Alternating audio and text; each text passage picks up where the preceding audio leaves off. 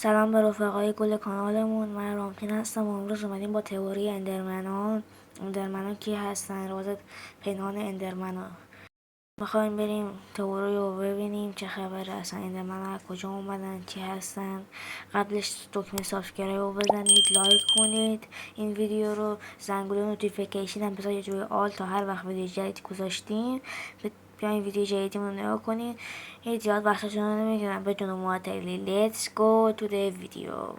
حالا شده وقتی در دنیای ماینکرافتتون قدم میزنید یک اندرمن رو ببینید، از خودتون بپرسید این موجود عجیب واقعا چی و از کجا اومده، چرا انقدر مرموزه. اندرمن‌ها یکی از عجیبترین موجودات ماینکرافت هستند.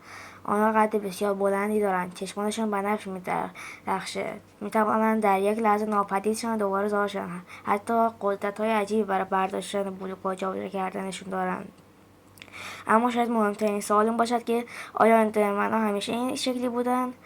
یک تئوری معروف بین بازیکنان ماینکرافت وجود دارد که میگویند اندرمن‌ها در گذشته انسان‌بودند. حالا بیاین داستان تصور کنیم. هزاران سال پیش، قبل از اینکه ما وارد دنیای ماینکرافت شیم، شاید یک تمدن بزرگ از انسان‌ها در این دنیا زندگی می‌کردند.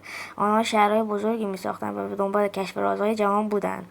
اما این انسان‌ها به چیزی بیشتر از دنیای معمولی خودشان علاقه داشتند. آنها می‌خواستند دنیاهای جدیدی پیدا کنند و به قدرت‌های ناشناخته را کشف کنند.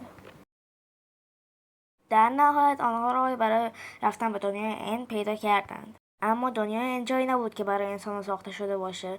یک دنیای خالی و تاریک و پر از جزیره‌های شناور موجود خطرناک بود. انسان‌هایی که وارد ان شدند دو مدت زیادی در آنجا ماندند. کم کم بدنشان شروع به تغییر کرد.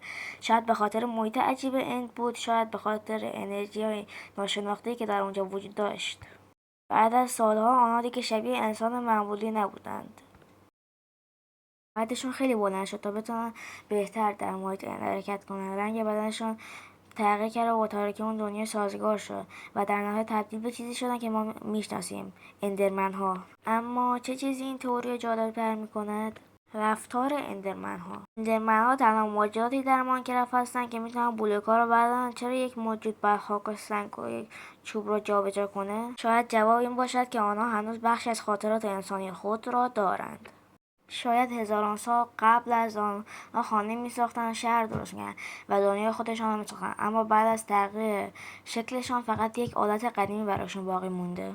حتی بعضی از بازیکنان ماینکرافت فکر می‌کنند از ترس اندرمن‌ها از آب هم یک نشانه است. آب شاید چیزی باشه که در بدن تغییر یافته اونها نمیتونه تحمل کنه. موجوداتی که سالها در دنیای خشک عجیب زندگی کردند شاید دیگر با آب سازگار نیستند. اما یکی از مرموزترین بخش‌های داستان واکنش اندرمن‌ها به نگاه ما انسان‌هاست. وقتی مستقیم به چشم یک اندرمن نگاه کنیم، اون ناگهان عصبی میشه و به سمت ما حمله میکنه. شاید دلیلش فقط خشم نباشه.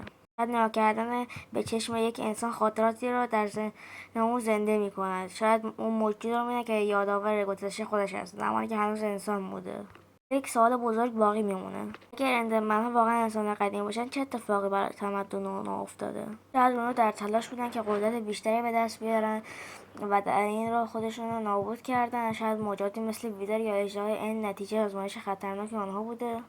شاید شهرهای قدیمی و سازه‌های رها شده همه آثار همان تمدن فراموش شده باشند. پس شاید وقتی در ماینکرافت یک اندرمن می‌بینیم، فقط با یک دشمن روبرو نیستیم. شاید داریم آخرین بازمانده یک داستان قدیمی رو می‌بینیم. موجوداتی که زمان انسان آنها به خاطر جستجوی بیش از حد برای قدرت و کشف دنیای جدید تغییر کردند. البته این فقط یک تئوری و داستان رسمی ماینکرافت چنین چیزی رو تایید نکرده، اما شاید همین رازها هستن که دنیای ماینکرافت رو جذاب میکنن. چون در ماینکرافت پشت هر غار، هر سازه قدیمی، هر موجود مرموز ممکن یک داستان پنهان وجود داشته باشد و شاید اندرمن‌ها فقط یک هیولا نیستند، شاید آنها خاطره یک تمدن فراموش شده باشند. خب رفقا، این بود از این ویدیو. دکمه سابسکرایب رو حتما بزنید، لایک کنین تا ویدیو بعدی و تئوری‌های دیگر. خدا نگهدار.